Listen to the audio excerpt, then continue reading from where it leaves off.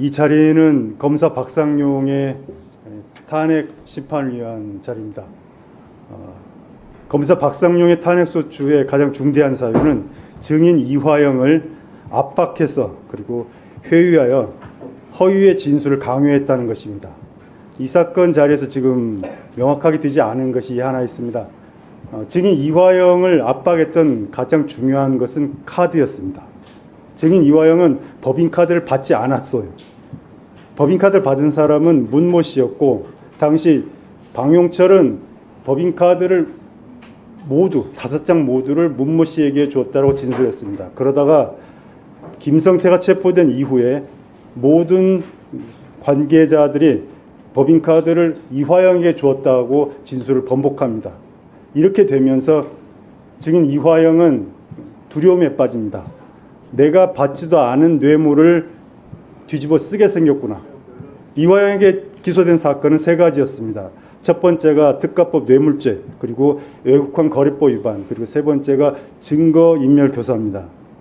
카드를 누가 받았느냐에 따라서 뇌물죄와 증거인멸교사죄가 사라집니다. 검사는 카드를 이화영이 안 받은 것으로 해주겠다라고 약속한 것입니다. 그렇기 때문에 피고인 이화영이 제19회 조서까지를 쓰고 나서 검사가 약속을 지킵니다. 7월 2일에 김성태가 법정에 나와서 갑자기 카드를 받은 사람이 누구인가 헷갈린다고 말합니다. 절대 헷갈릴 수 없는 사실입니다. 그런데 헷갈린다고만 말하고 다음에 얘기하겠다고 말합니다. 이유는 증인 이화영이 아직 19회 조서까지를 증거 동의하지 않았기 때문입니다.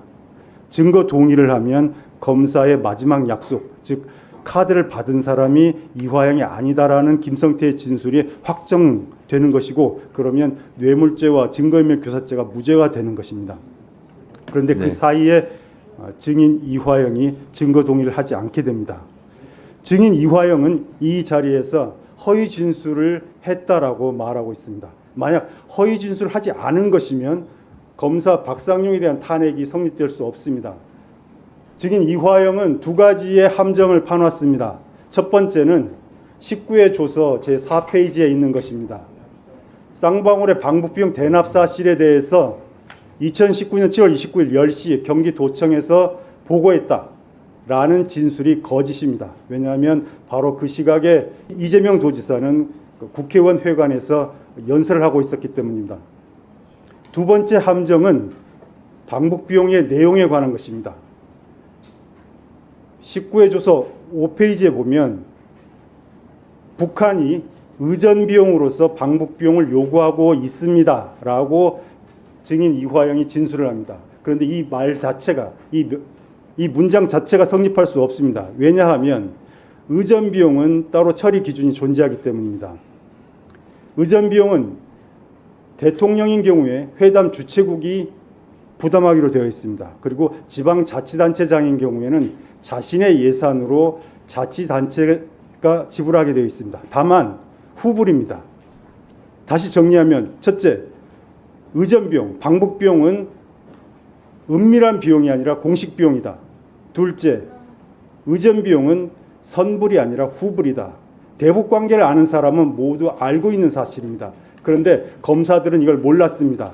그래서 의전비용으로서 방북비용을 요구하고 있다라는 문장을 조서에 남기게 요구했고, 증인 이화영은 이것이 틀린 문장인 것을 알면서도 그대로 진술했습니다. 다음에 진실을 밝히기 위해서입니다. 이 2가지 진술을 하고 나서 아까 말씀드렸던 김성태가 법정에 나서서 카드를 받은 사람이 누구인지 헷갈린다고 말을 하게 됩니다. 이 사건은 너무나도 자명한 사건이고, 이러한 사실이 1심 법정에서 모두 드러났음에도 불구하고 1심 판사는 이 모든 문제를 판단해서 배제시켰습니다. 의원 여러분이 이러한 사실을 고려하셔서 탄핵 절차에서 반드시 살펴주시길 부탁드립니다. 네, 알겠습니다.